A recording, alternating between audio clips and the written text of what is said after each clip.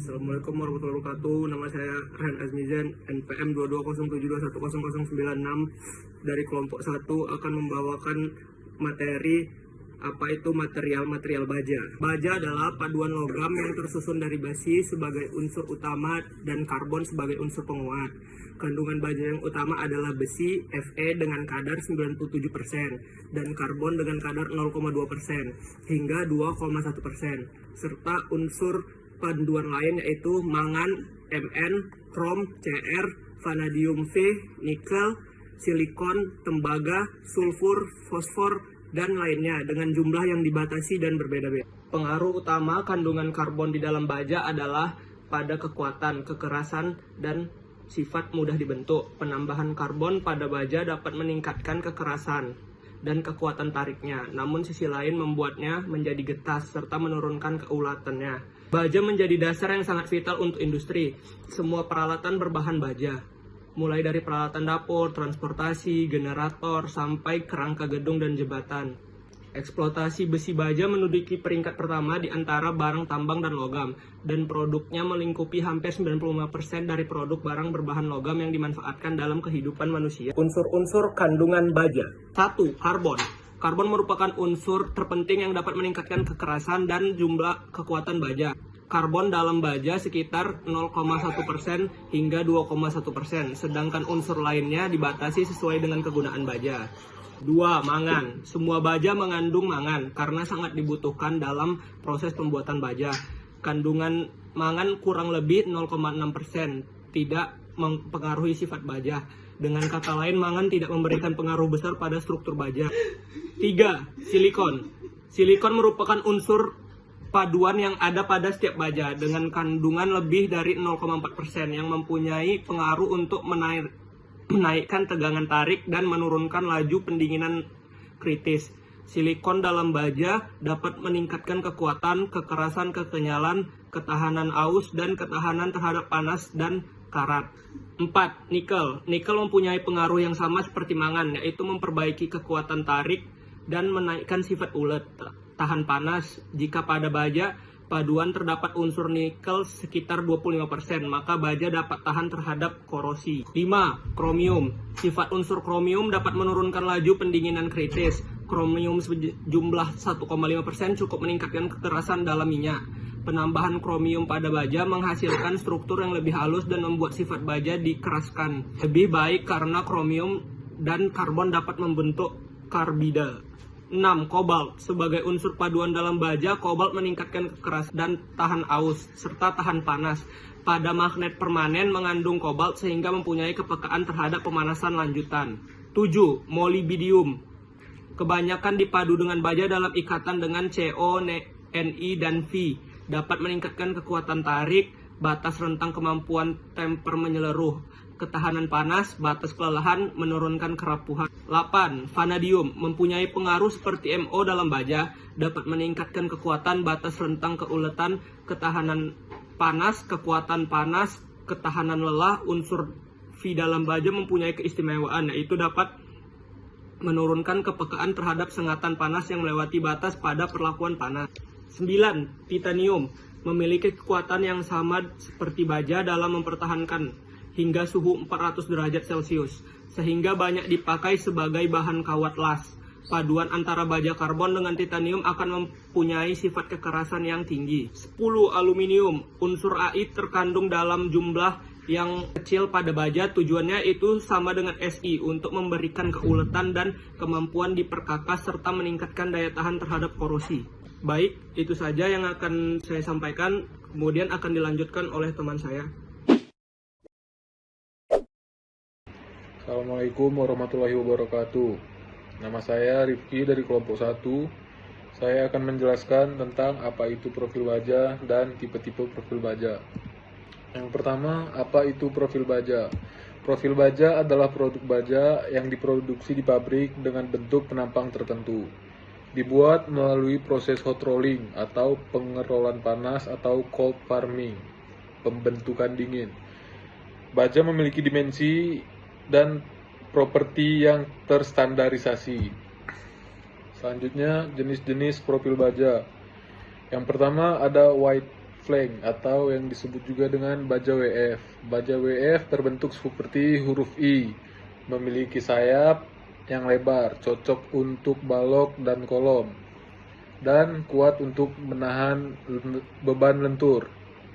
Kemudian ada hollow structural section atau yang disebut juga dengan HSS, berbentuk berongga seperti hollow. Baja HSS tersedia dalam bentuk kotak atau bulat. Baja ini tahan terhadap tekanan dan dari berbagai arah dan sering digunakan di dalam kolom. Kemudian ada baja tipe channel atau C. Baja channel dinamakan channel karena berbentuk seperti huruf C. Biasanya digunakan untuk rangkas skunder dan cocok juga digunakan untuk gording atap. Kemudian ada angel. Baja angel berbentuk seperti huruf L. Digunakan untuk bracing dan komponen rangka. Dan cocok juga digunakan untuk sambungan. Assalamualaikum warahmatullahi wabarakatuh. Nama saya Niki Rafa Anjaki, NPM 2207210098, kelompok 1. Jadi di sini saya akan menjelaskan tentang pembebanan pada struktur baja dan kombinasi berdasarkan SNI 1729/2020. Yang pertama, jenis pembebanan menurut SNI 1729/2020. Pembebanan pada struktur baja terdiri dari berbagai jenis yang dapat digolongkan sebagai berikut.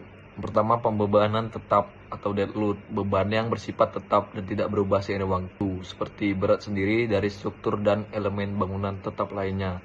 Yang kedua, pembebanan hidup atau live load, beban yang bervariasi tergantung pada pembangunan dan kondisi operasi bangunan. Yang ketiga, pembebanan angin, beban yang disebabkan oleh tekanan udara yang bergerak pada bangunan atau struktur. Yang keempat, pembebanan gempa, beban yang disebabkan oleh getaran atau guncangan akibat aktivitas seismik yang dapat mempengaruhi struktur secara dinamis. Yang kedua, kombinasi pembebanan. Kombinasi pembebanan adalah kombinasi beberapa jenis pembebanan yang bekerja bersamaan pada struktur dengan mempertimbangkan berbagai kondisi operasi dan keamanan. SNI 1729/2020 memberikan pedoman untuk menghitung kombinasi pembebanan secara probabilistik dengan menggunakan faktor beban atau load factors untuk memastikan keamanan dan kinerja struktur. Kombinasi pembebanan untuk pembebanan normal atau keadaan biasa yaitu 1x2D tambah 1,6L tambah 0,5 LW atau 1x0D tambah 1,0L, di mana D sama dengan dead load, L sama dengan live load, LW sama dengan wind load. Kombinasi pembebanan untuk kendaraan darurat atau ekstrim seperti gempa, angin kuat, dan lain-lain, yaitu 1x0D tambah 1x0L tambah 1x0W, atau juga 1x0D tambah 1x0E, di mana W sama dengan wind load untuk beban angin dalam kondisi ekstrim, misalnya pembebanan gempa, E sama dengan earthquake load untuk beban gempa. Terima kasih. Assalamualaikum warahmatullahi wabarakatuh. Nama saya Diki Juliansyah, NPM saya 2207210066. Saya dari kelas 5B1 pagi Teknik Sipil. Saya dari kelompok 1. Dan hari ini saya akan menerangkan tentang materi desain rencana balok lentur, geser, dan pengaruh beban. Kita mulai dengan balok lentur.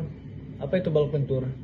Balok lentur didefinisikan sebagai balok struktur yang menahan beban transversal atau beban yang tegak lurus sumbu balok.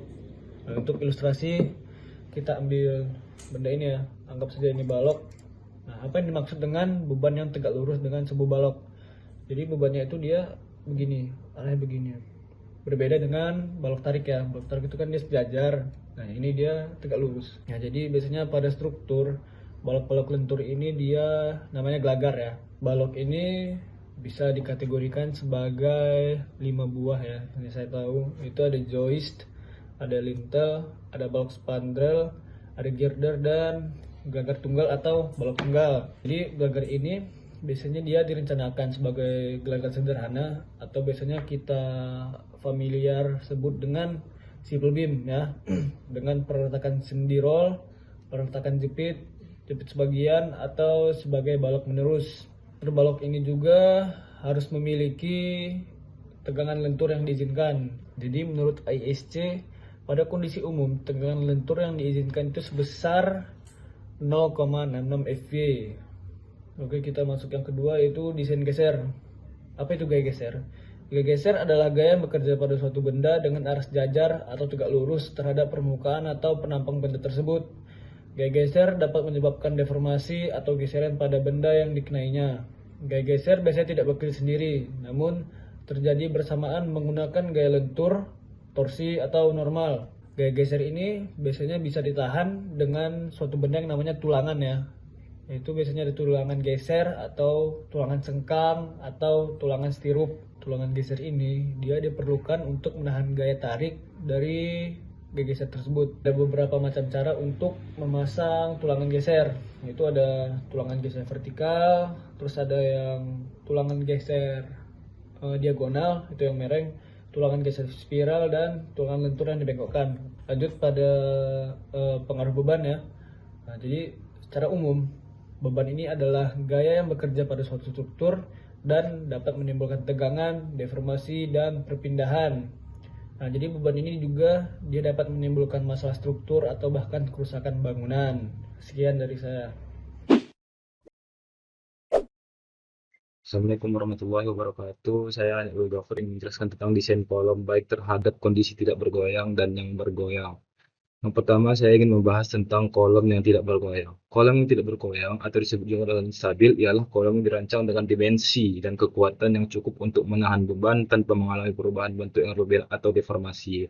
Jadi kolom yang tidak bergoyang ini adalah kolom yang dirancang dengan dimensi dan kekuatan yang cukup untuk menahan beban tanpa mengalami perubahan bentuk yang berlebihan. Jadi dia tidak mengalami pembengkokan atau penyusutan yang lain-lain. Yang intinya dia tidak mengalami perubahan bentuk yang berlebihan ataupun deformasi. Kolom tidak bergoyang memiliki kekuatan kompresi yang optimal dan dapat menahan beban secara vertikal dengan aman. Jadi kolom yang tidak bergoyang ini dia memiliki kekuatan kompresi yang optimal. Jadi dia menahan beban itu secara vertikal dengan aman tanpa adanya penyusutan ataupun pemuaian. Ukuran kolom yang digunakan di kolom tidak bergoyang ialah diameter atau dimensi kolom dihitung berdasarkan beban yang diterima dan kestabilan struktur. Penggunaan baja profil yang digunakan ialah H-beam atau I-beam digunakan dengan perhitungan yang cermat untuk memastikan kolom tidak mengalami lenturan ataupun tekukan. Kapasitas beban. Kolom harus mampu menahan beban tekan dari lantai atau atap yang mengalami kerusakan atau kegagalan. Itulah penjelasan dari kolom tidak bergoyang. Nah, selanjutnya kita akan beralih ke kolom yang bergoyang. Yang kolom yang bergoyang atau disebut juga dengan labil adalah kolom yang mengalami deformasi atau lentur yang besar. Nah, di sini kita dapat perbedaan dari kolom yang tidak bergoyang dan bergoyang. Di kolom yang tidak bergoyang, dia menjelaskan kolom yang tidak bergoyang itu dia tidak mengalami deformasi ataupun lenturan. Sedangkan di kolom bergoyang ini dia mengalami deformasi atau lenturan yang besar yang dapat berakibat pada kegagalan struktural. Penyebab biasanya lenturan dari kolom bergoyang ini adalah disebabkan oleh beban eksentrik atau momen lentur yang berlebihan. Pada kolom yang tidak stabil, gaya tekan bekerja pada titik tertentu yang menyebabkan kolom menekuk atau bergoyang. Nah, berbeda dengan di kolom tidak bergoyang. Kalau kolom tidak bergoyang, dia memiliki kekuatan kompresi yang optimal. Dia menahan beban secara rata, secara vertikal, secara rata. Dan di kolom bergoyang ini dia menahannya di titik tertentu. Jadi kolom bisa menekuk ataupun bergoyang. Panjang kolom yang digunakan di kolom bergoyang ini ialah kolom dengan panjang lebih besar dari tinggi. Kolomnya lebih panjang, lebih besar dari tinggi, kritis akan rentan terhadap lenturan berlebihan. Perkuatan. Untuk menguatkannya, mungkin penggunaan penopang atau elemen pembantu untuk mengurangi efek lentur pada kolom. Jadi kita menggunakan penopang ataupun efek pembantu, elemen pembantu untuk mengurangi dari efek lentur pada kolom. Penggunaan profil baja lebih besar. Mungkin jika diperlukan desain kolom menggunakan profil yang lebih besar atau mengoptimalkan ukuran untuk memastikan stabilitas. Nah, di sini pun menjadi solusi untuk menggunakan profil yang lebih besar dan pemisahan gaya. Dalam kondisi kolom labil, perlu dilakukan pembagian beban secara lebih merata agar tidak terjadi konsentrasi beban pada satu titik saja. Nah, di situ tadi dia menjelaskan pemisahan gaya. Jadi bebannya diletakkan secara merata dan tidak hanya di satu titik saja seperti di penjelasannya tadi. Pada kolom yang tidak stabil, gaya tekan bekerja pada titik tertentu. Nah, ada solusinya. Jadi di sini ada solusi pemisahan gaya. Dalam kondisi kolom labil, diperlukan pembagian beban secara lebih merata agar tidak terjadi konsentrasi beban pada satu titik saja. Jadi dia dibuat merata agar tidak di satu titik, karena di satu titik dia mungkin kemungkinan dapat bergoyang atau menekuk kolomnya. Mungkin itu saja yang dapat saya sampaikan. Terima kasih. Assalamualaikum warahmatullahi wabarakatuh.